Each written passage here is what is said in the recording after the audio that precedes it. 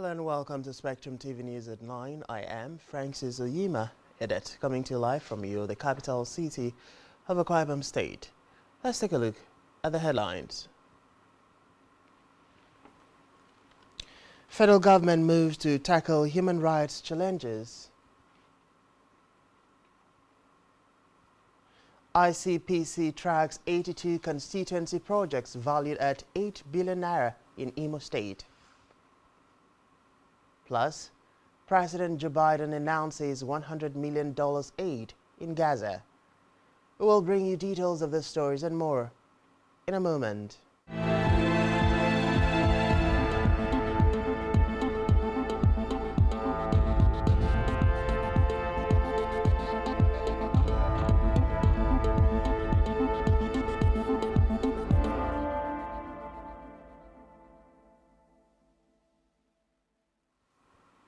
And thanks for joining us. First in the news tonight is a report that the federal government today said that it is committed to addressing issues of human rights violations in the country. The Solicitor General of the Federation, Beatrice Jedi-Agba, made the remarks at the fourth cycle of the United Nations Universal Periodic Review (UPR) engagement with stakeholders in Abuja.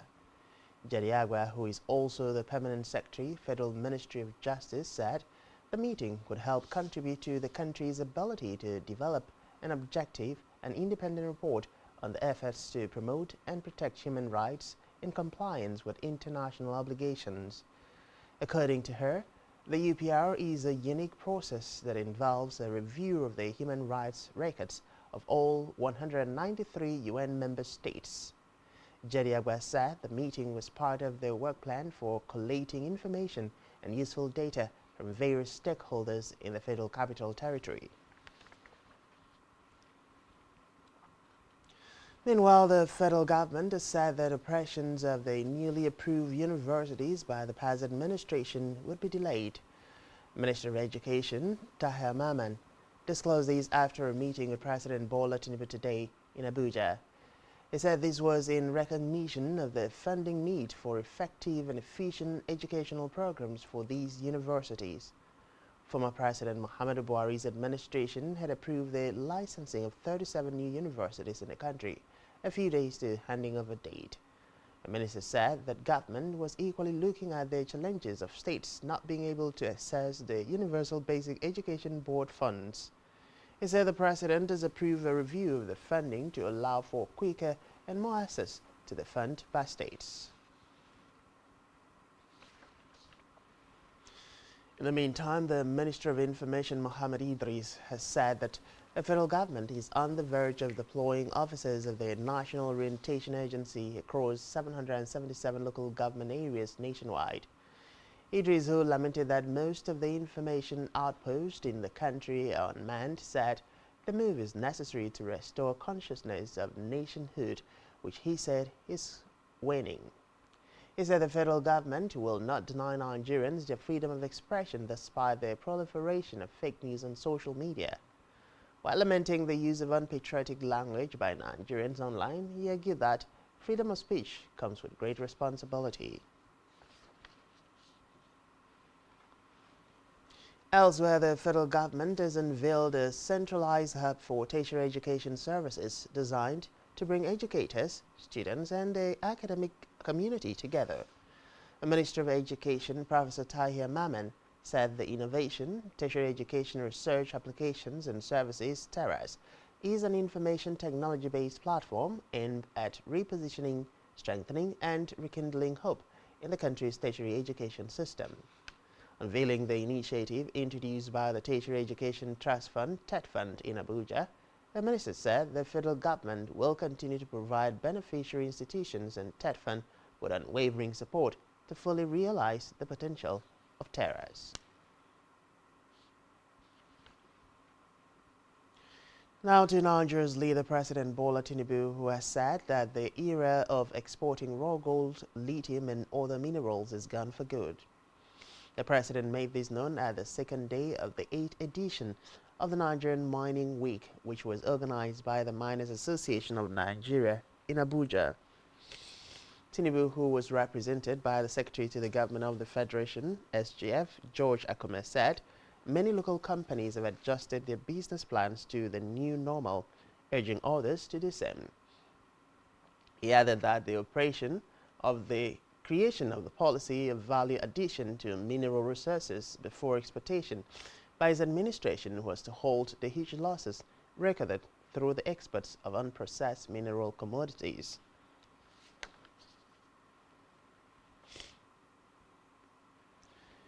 In another development, former President Goodluck Jonathan has felicitated ex-head of state General Yakubu Gowon on the occasion of his 89th birthday, describing him as an inspiring and humble leader. In a goodwill message he personally signed, the former president affirmed that General Gowon has contributed immensely to the unity, peace and development of Nigeria. A statement issued by Ikechukwu Eze, Dr. Jonathan's spokesman, also noted that the former president further commended General Gowon for his commitment to the cause of advancing the nation and mobilizing citizens towards national reconciliation.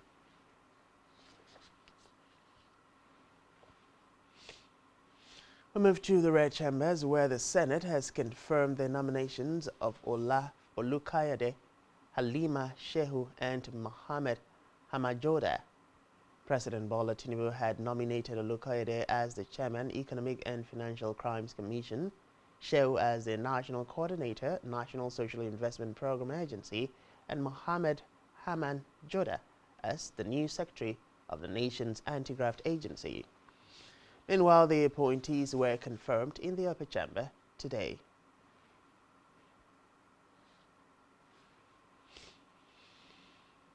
We move to the Senate, where President Godswill Obodo-Pabio has announced in plenary Senator Lola Ashiru as the new deputy leader of the Senate. Ashiru, who represents Kwara North at the Red Chamber, replaces Senator Dave Umahi, who has been appointed as the Minister of Works by President Tinubu. Ashiru was previously the deputy whip of the Senate, and his former position has now been taken by Senator Onyekachi Nwebonyi.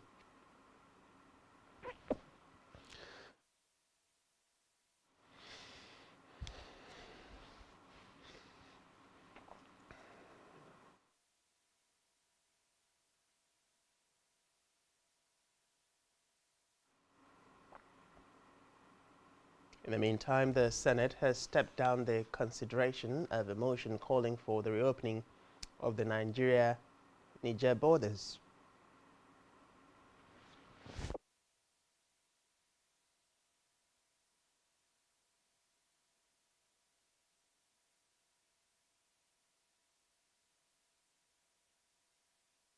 Plenary, Senator Suleiman Kawu Samala stated that the border closure had deteriorated economic activities in many border towns like Sokoto, Zamfara, Katsina, Kebbi, Jigawa, Borno, and Yobe State. Samala, while urging the federal government to consider reopening the borders, noted that the closure runs contrary to the provisions of the Nigerian Constitution that guarantees the security and welfare of the citizens.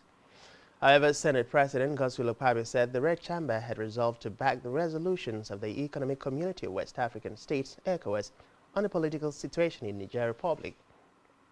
Akpabio therefore urged Senator Samala to withdraw the motion, saying the reopening of the borders has security implications.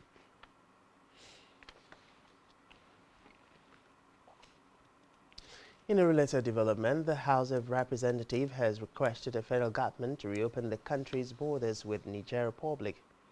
The Green parliamentarian notably requested the federal government to unlock the borders of Maigatari, Maidua, and Kangwalam, as well as the Ilila. The resolution was passed at the plenary session after a motion presented by Kano member Aliyu Madaki was adopted. Recalled that after a military coup in the Niger Republic in August of last year, the federal government shut the country's borders with that of the neighboring country.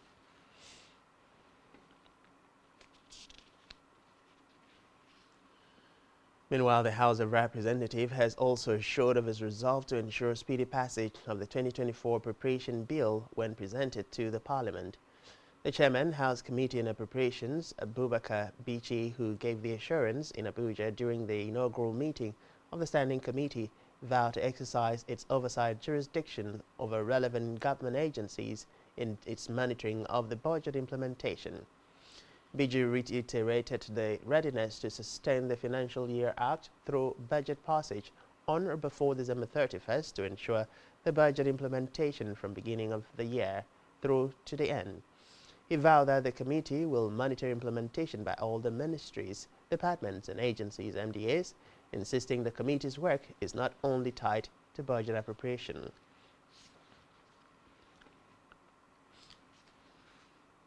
From the judiciary, the Federal High Court sitting in Lagos has struck out the charge filed by the Asset Management Corporation of Nigeria, AMCON, against Senator Ifeanyi Ubah and his company, Capital Oil and Gas Limited, over an alleged 135 billion naira indebtedness. Justice Nokolas Owibo struck out the charge following an oral application by counsel for AMCON, Oluwaseun Onabuwu, seeking the withdrawal of the suit. Ubah, representing Anambra North South Senatorial District, was absent in court. At the last sitting of the court on June 13, the court had directed that criminal summons be issued on Senator Ifeanyi Ubah and his company, Capital Oil and Gas Limited. The court gave the directive in the criminal prosecution of the senator by the federal government of Nigeria on an 8-count charge bordering on his alleged indebtedness to AMCON. At the proceedings today, counsel for the complainant informed the court that following a consent judgment reached in a sister case which was before the Federal Capital Territory Court in Abuja, parties had agreed that the case against the senator should be withdrawn in Lagos.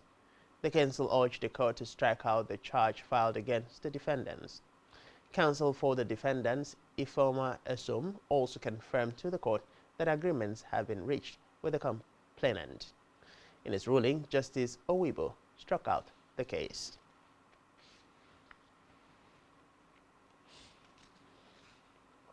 In another development, the Independent Corrupt Practices and Other Related Offences Commission (ICPC) has commenced tracking of 82 constituency projects valued at 8 billion naira in Imo State.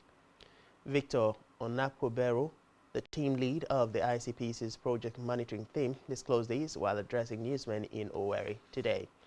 According to reports, the exercise is part of the tracking of 1,937 constituency projects valued at 500 billion naira across 26 states of the Federation, as announced by the ICPC spokesperson Azuka Ogugwa today. Napweberu, principal superintendent of the commission, said the exercise was the 6th phase of its constituency and executive project tracking initiative, CEPTI. According to him, this is in line with ICPC's mandate to rid Nigeria of all forms of corruption and corrupt practices.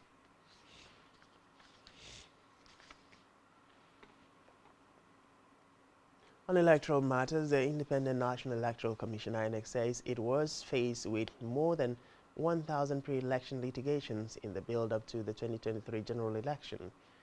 INEC Director Legal, Drafting and Clearance Oluwatoyin Babalola said this in a presentation at a 2-day capacity workshop for journalists in Akwanga, Nasarawa State. The presentation was titled Effects of Litigation on INEC's Preparations for Kogi, Imo and Bayelsa Governorship Election.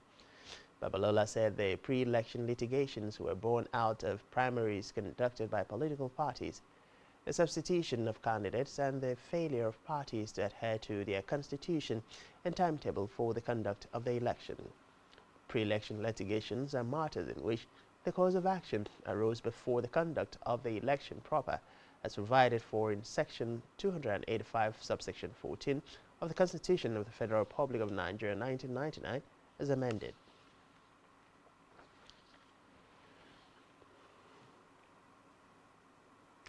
Meanwhile, the Lagos State Police Command says it has identified the person in a viral video shown shooting an AK-47 rifle at the Ladipo Market as Inspector Estefanos Nwachi, serving in a Lagos squadron of the Mobile Police Mopol. Inspector Nwachi was seen in viral video celebrating the reopening of the popular Ladikwe market in Lagos State with AK-47 shots, to which the force spokesman Muyiwa Adejobi ordered an immediate probe. A spokesperson of the Lagos Police Command, Benjamin Hundoyan, today confirmed the inspector's arrest in a post on X, formerly Twitter.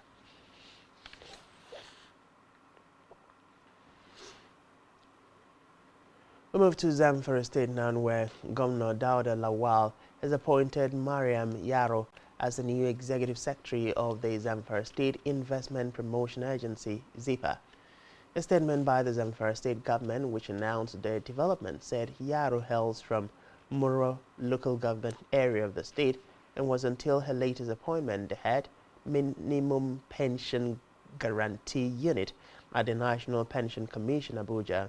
According to the statement, Yaro headed the Servicom unit of the Corporate Responsibility and Servicom Department and subsequently served on the Commission's Ministerial Servicom Unit, MSU. She equally headed the Commission's Disease Benefit Unit.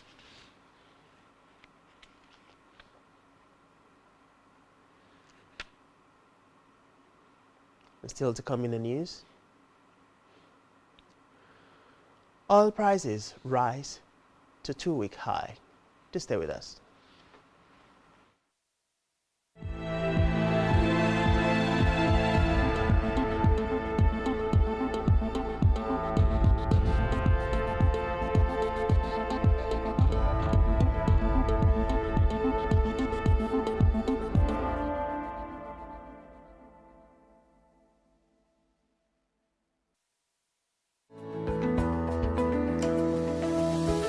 Business exists only to meet the needs of the people, but there's an extra advantage if your product and services are pitched on a platform that gives you the added advantage over your competitors. For your desired return on investment and so much more, advertise on Spectrum Television, on StarTime's DTH Channel 421 and on free-to-air with a frequency of 12733. Spectrum Television, broadening your horizon.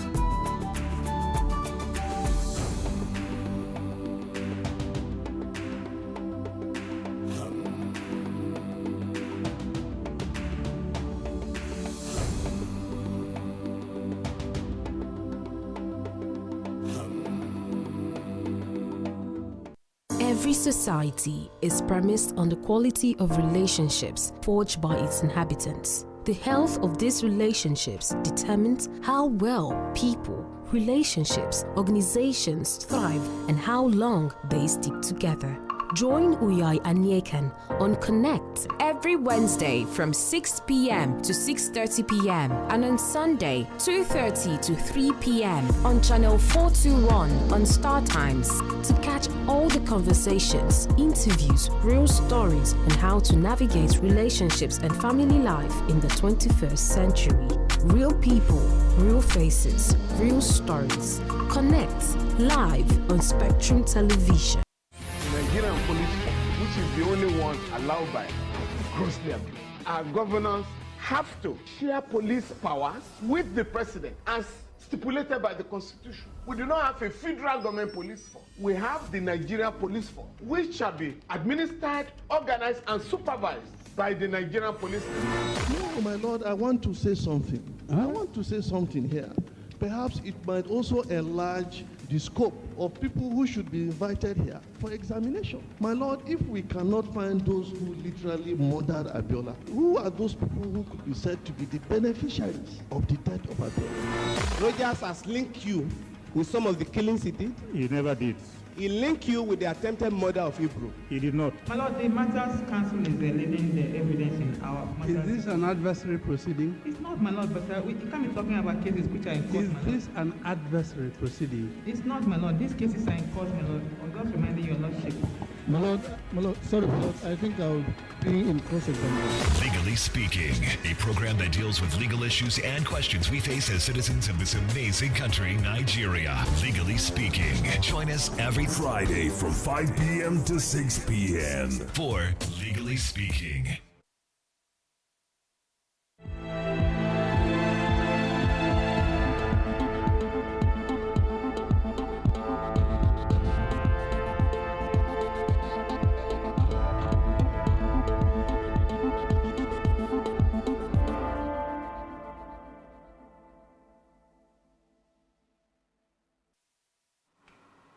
Many thanks for staying with us, and now to the rest of the news stories.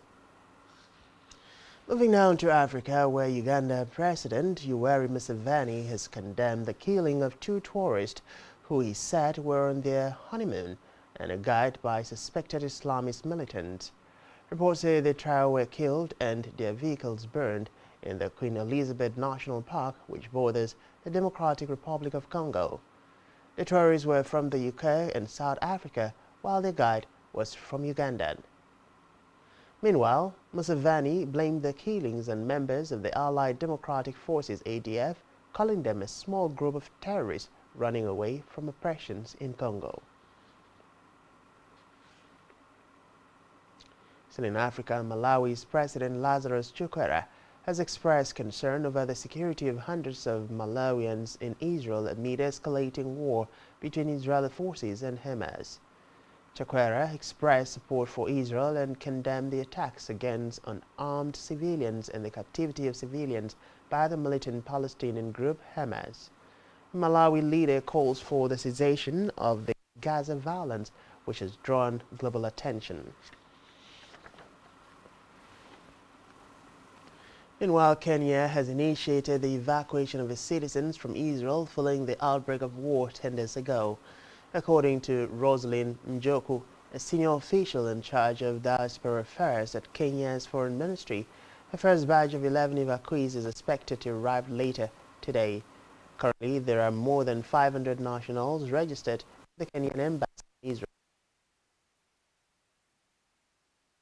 Safe and unaffected by the ongoing hostilities.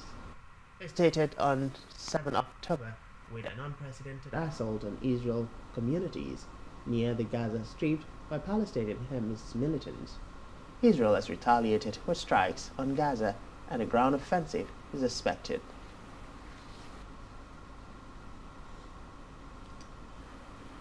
In the meantime, a man in Kenya accused of practicing law without qualification has pleaded not guilty in court.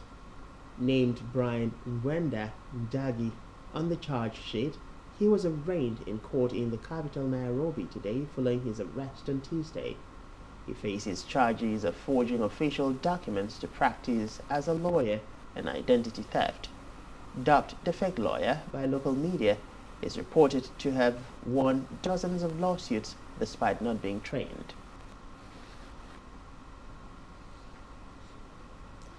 Elsewhere, Algeria's Foreign Minister Ahmed Attab has called on the international community to support the Palestinians, with whom he said Algeria stood in full solidarity as the Israel-Hamas war intensifies. Speaking at the 20th session of the ministerial meeting of African and Nordic countries in Algiers, Attab said people in the Gaza Strip are living in deplorable humanitarian conditions. Meanwhile, the Algeria Supreme Security Council issued a statement stressing its rejection of the occupation operations against defenseless civilians and emphasized its solidarity with the Palestinian people. Still in Africa, 5 children, including 4 siblings, have died in Zimbabwe following heavy rains and floods that have damaged houses and key infrastructure. According to reports, 4 of them died after being struck by lightning while sleeping with their mother in a hut in the eastern municipal land province. The mother was unhurt. The other child died from head injuries following flooding that damaged more than 17 homes at a village in Gogwen North in the central Midlands province. Meanwhile, 2 other children from the same village are reported to have been taken to hospital. It comes amid widespread heavy rains accompanied by thunderstorms, strong winds, and hail in places between Monday and Tuesday, according to the meteorological agency.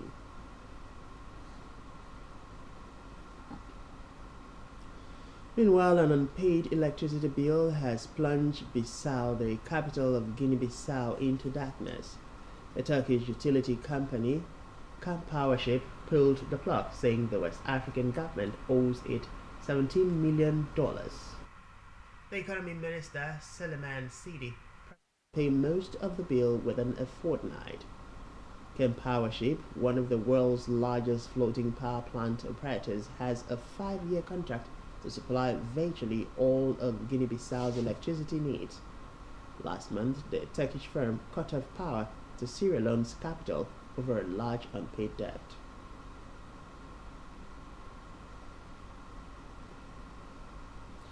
In the meantime, the Senegalese opposition leader Ousmane Sonko says he has resumed a hunger strike. He was jailed several months ago on various charges, including criminal association with a terrorist enterprise and undermining state security. He says the charges were instigated by President Macky Sall and aimed at preventing him from running in presidential elections next year. In July, after years of uncertainty over his political future, Sall said he would not be seeking a 3rd term in office in 2024. Sonko said his renewed action was a demonstration of solidarity with other activists who had been unjustly arrested for expressing their political opinions. Since 2021, there have been many protests in Senegal in support of Sonko, which have left dozens dead.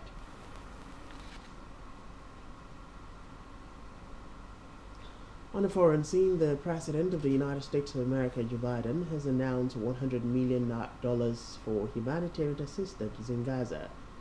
In a post on his official X handle, the money would support over 1 million displaced and conflict-affected Palestinians. In both Gaza and Israel, that the global community demand that the International Red Cross be able to visit hostages. I just demanded that the United States fully supports. Today, I'm also announcing $100 million in new U.S. funding for humanitarian assistance in both Gaza and the West Bank. This money will support more than 1 million displaced and conflict-affected Palestinians, including emergency needs in Gaza. You are a Jewish state. You are a Jewish state, but you're also a democracy. And like the United States, you don't live by the rules of terrorists. You live by the rule of law. And when conflicts flare, you live by the law of wars. What sets us apart from the terrorists is we believe in the fundamental dignity of every human life.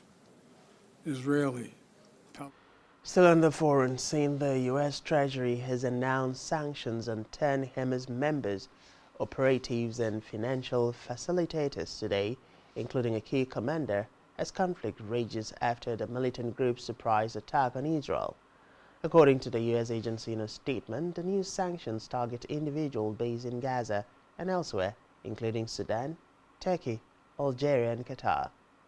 Recall that Hamas launched a surprise assault inside Israel on October 7, killing 1,400 people. After Israel declared war and began retaliatory strikes, some 30,000 people have been killed in Gaza, according to Hamas health authorities. The sanctions come as President Joe Biden visits Israel today.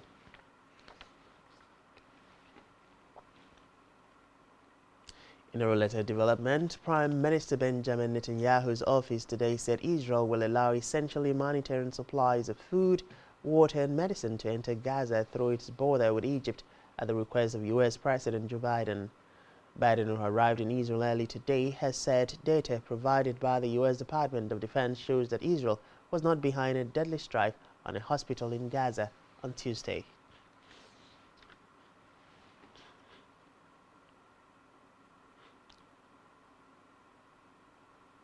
In the meantime, Venezuelan government officials and representatives of the opposition have signed an agreement which lays some of the groundwork for presidential elections that will be recognized by both sides to be held.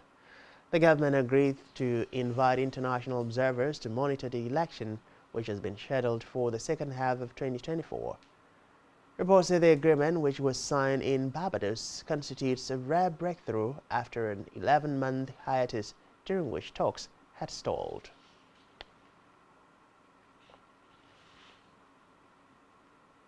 Elsewhere, France's left-wing alliance against President Emmanuel Macron and his supporters was close to break up today, with tensions erupting over response to the Israeli-Palestinian conflict. Reports say the Socialist Party PS, a heavyweight party of government just a few years ago, but now a rump of its former self, voted overnight to suspend participation in the NUPES alliance with hard-left Francs on board, LFI, Greens and Communist. His board accused LFI of constantly stoking conflict within the alliance after former presidential candidate Jean-Luc Mélenchon and his leadership cycle refused to call Hamas' bloody October 7 assault on Israel a terrorist attack.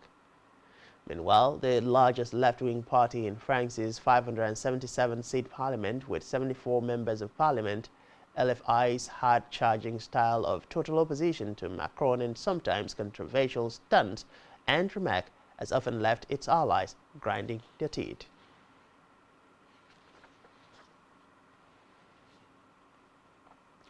Still on the foreign scene, Pope Francis has called for all efforts to be made to avoid a humanitarian catastrophe in Gaza and expressed concern at risk of a widening of the Hamas-Israel conflict.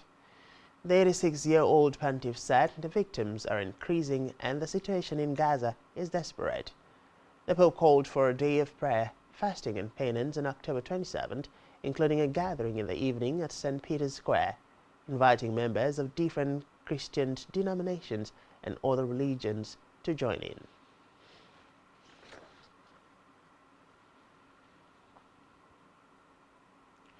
It's now time for the latest business and stock market stories. Here is Blessing Dixon.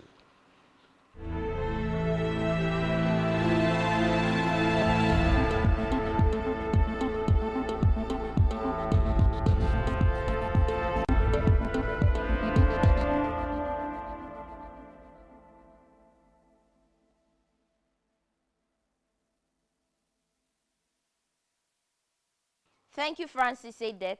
Good evening. It's business news. My name is Blessing Dixon. In the news, energy commodity oil prices rise to a two-week high.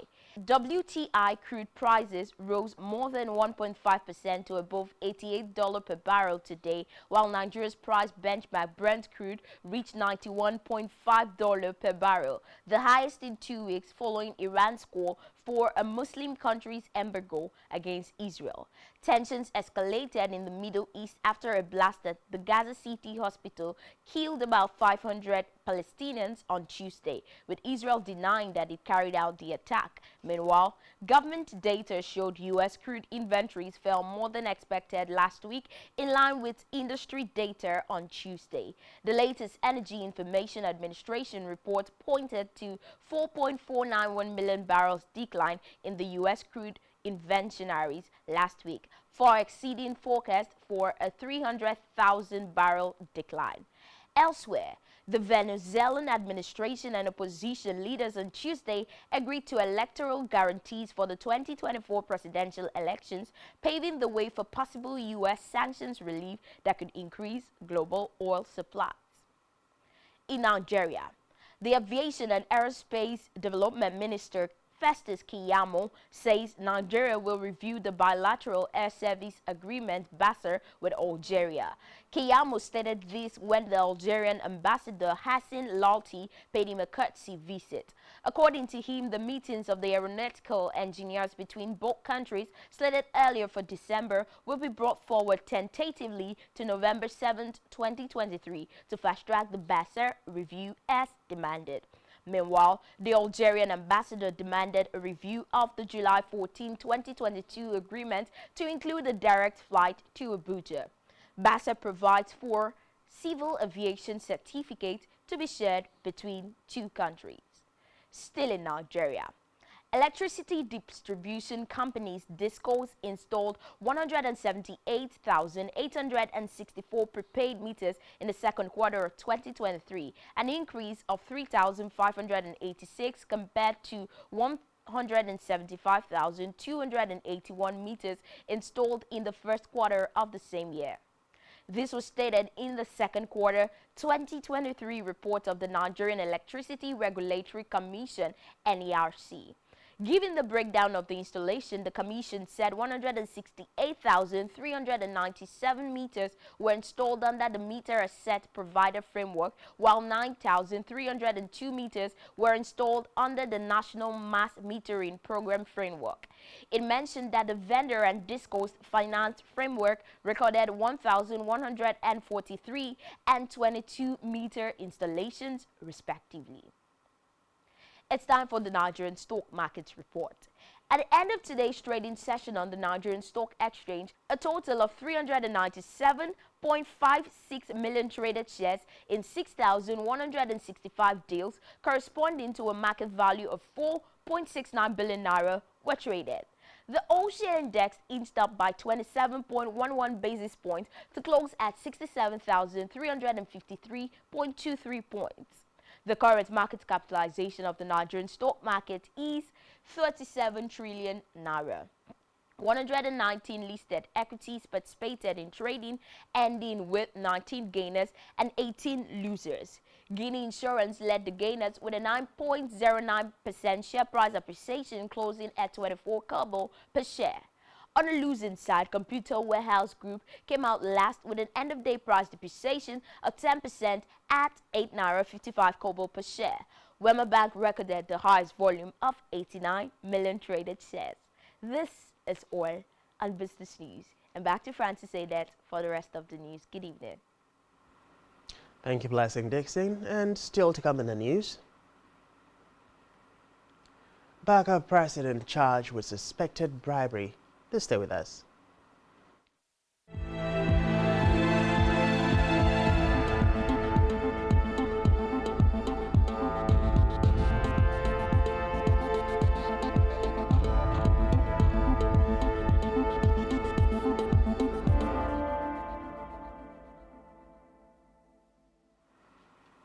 Glad you're still there, and thanks for joining us for the concluding part of our news stories.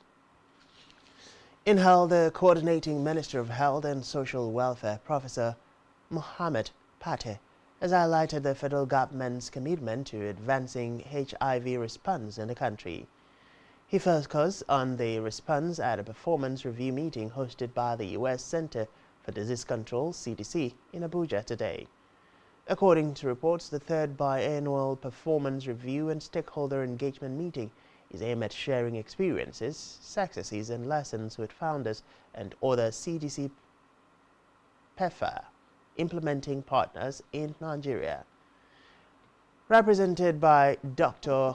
Anyike Chukwuma, the Director of Public Health, the Federal Ministry of Health, FIMO, he emphasized the progress made in combating HIV and acknowledged the crucial support provided by the U.S., CDC and the U.S. and the government as a whole. He outlined the achievements, challenges and plans in the fight against HIV, underscoring the importance of sustainable financing, improved governance and enhanced healthcare outcomes.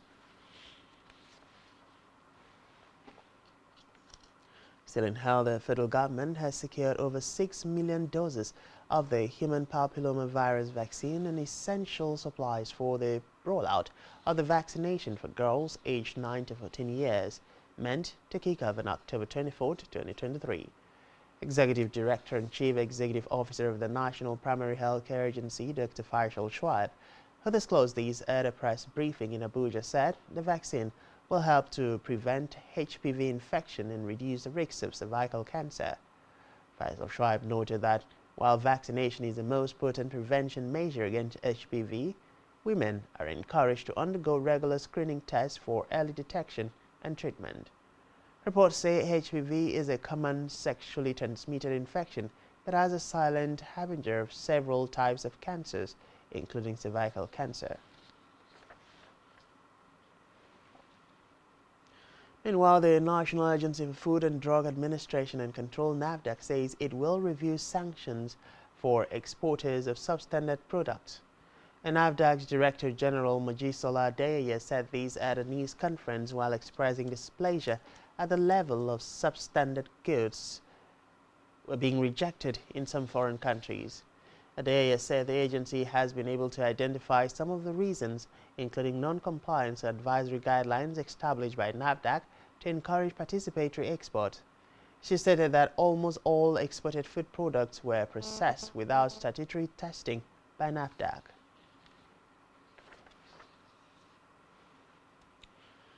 Over now to Utwed David for the latest sports stories.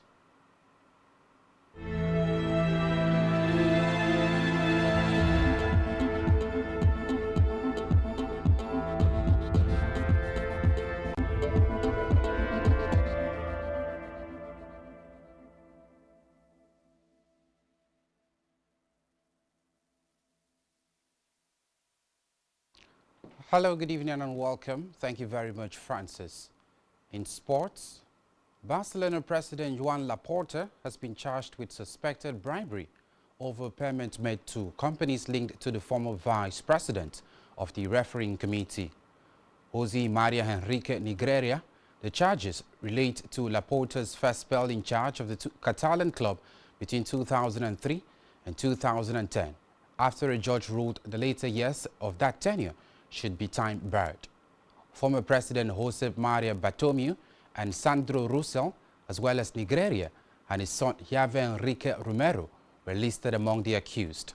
However, the judge in charge of the case ruled on today that Laporta and his board of directors, from the time the payments were made, should be added to the probe, as it is a case of continued bribery. Barca paid Negreira's company more than $7 million between 2001 and 2018, while he was the vice president of the refereeing committee.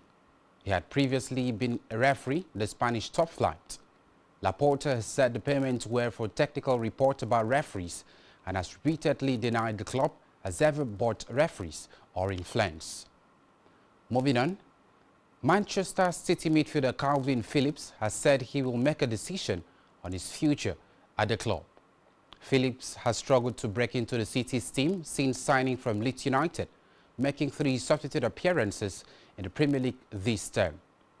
And after starting for England in Tuesday's 3-1 victory against Italy, he said he knows he needs to be playing games and competing every weekend.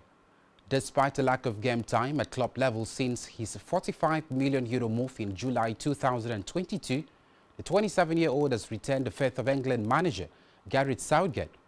He started in Tuesday's Euro 2024 qualifier against Italy as the Three Lions won 3-1 and booked their place at next summer's competition with 2 games to spare. Calvin Phillips started only 2 games in the Premier League last season, featuring for just 290 minutes across 12 appearances in the top flight, while he turned out 21 times across all competitions as City won the treble. He was expected to get a run in the side this campaign after Rodri was handed a 3-game ban following a red card in the 2-0 victory against Nottingham Forest in September. However, Phillips only started once during that sequence as City lost 1-0 against Newcastle in the Carabao Cup. Finally, the Italian FA has banned Juventus midfielder Niccolò Fagioli for at least 7 months over breaches of betting rules. According to a statement released yesterday, the FIGC ban is for 12 months in total, 5 of which are suspended provided Fagioli completes a 6-month course of therapy for gambling issues and attends at least 10 public meetings rather. Fagioli has also been fined $13,235 for the violation relating to betting on football events organized by the French Organizers Association. Fagioli has played in 6 of Juventus' 8 Serie A matches this season. Last November, he made his debut for Italy, coming on as a substitute in a 3-1 away friendly victory against Albania.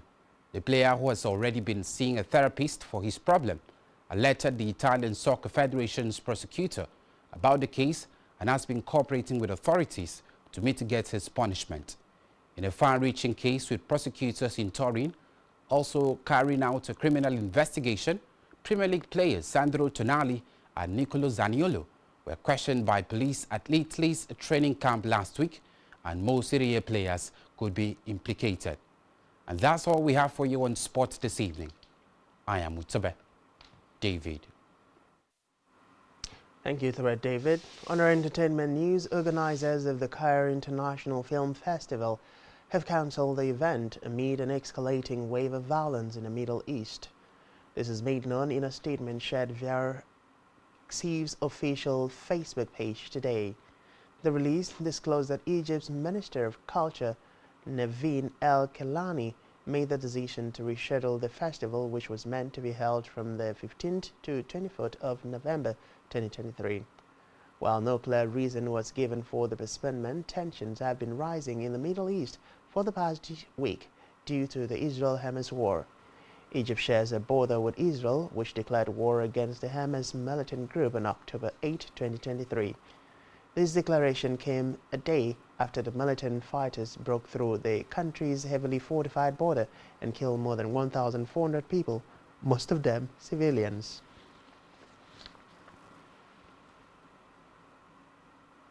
Meanwhile, Nigerian comic actor John Okafor, popularly known as Mr. Ibu, has cried out for assistance over a medical condition. In an Instagram video shared today, the veteran actor disclosed he is battling with an illness from a hospital bed. Ibu revealed he had been down for several weeks and had been on admission. He said the doctor advised they might resort to cutting off his leg if other options are exhausted without no result. Okafor's wife and daughter in the video appealed to Nigerians to pray for them and lend financial assistance. His daughter said that she has been sorting out the bills for as long as the actor has been ill. She also stressed that the family would prefer to fly him out of the country for better treatment.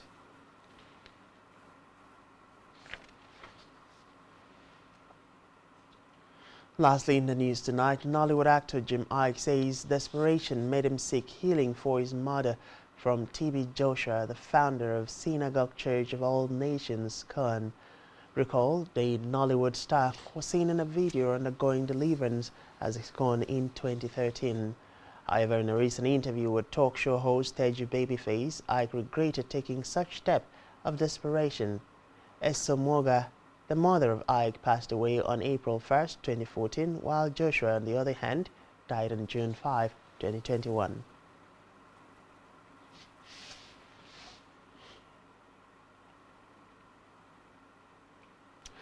And that's all we have for you at this time. Do ensure to follow us on social media and subscribe to our YouTube channel, all of which you can find on our website, spectrumtvlive.ng. You've been watching Spectrum TV News at 9. I am Francis Oyima Edit. Many thanks for being there and do enjoy the rest of your evening.